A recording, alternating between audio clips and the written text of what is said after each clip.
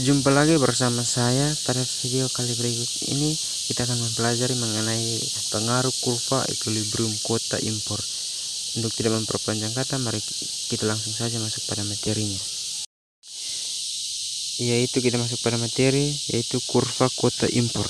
Kurva kuota impor terjadi karena pemerintah berusaha untuk melindungi industri dalam negeri karena produsen di negara mitra menerapkan praktik perdagangan yang tidak adil.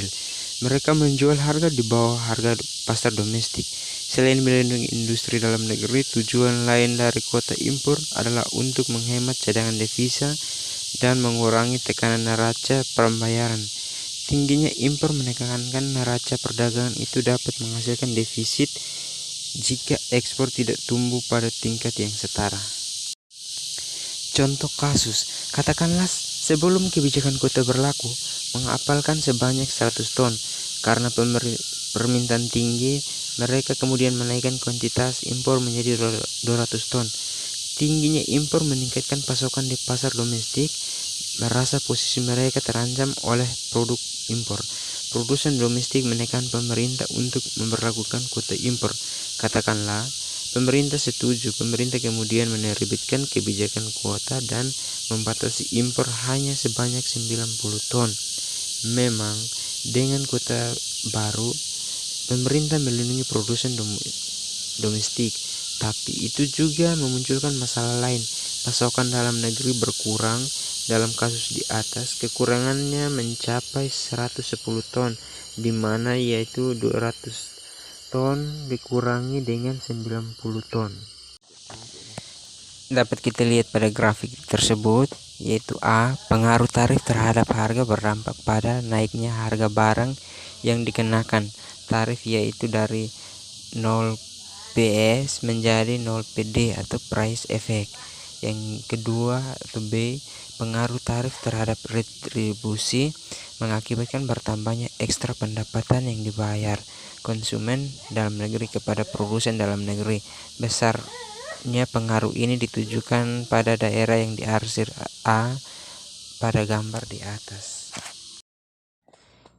Yaitu slide yang berikut, ya C, mengenai pengaruh tarif terhadap produksi dalam negeri mengakibatkan bertambahnya produksi dalam negeri, yaitu dari titik 0 QS menjadi 0 Q aksen S atau daerah yang diarsir B pada gambar di atas. Sehingga dalam memproduksi suatu barang, apabila dikenakan tarif terhadap produksi tersebut, maka akan mengakibatkan bertambahnya produksi dalam negeri.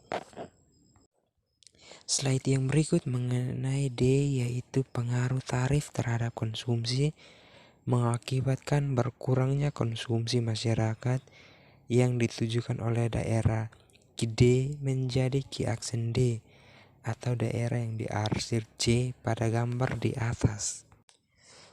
Sehingga jika tarif yang diberikan terhadap konsumsi atau kepada pelayan terlalu tinggi, akan mengakibatkan berkurangnya konsumsi masyarakat, sehingga akan terjadinya penurunan pada konsumsi masyarakat.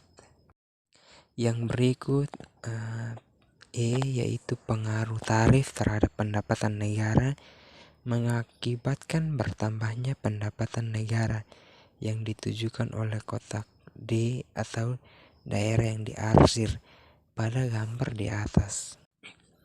Atau yang biasa kita lihat pada perusahaan, jika ingin memproduksi suatu produk atau barang akan dikenakan tarif, sehingga tarif tersebut akan mengakibatkan bertambahnya jumlah pendapatan dalam negara, sehingga itu akan menjadi keuntungan bagi suatu negara yang memiliki tarif yang terjadi pada suatu produk atau barang yang ada dalam suatu negara. Inilah materi singkat dari saya. Sekian dan terima kasih. Sampai jumpa lagi pada video kali berikutnya.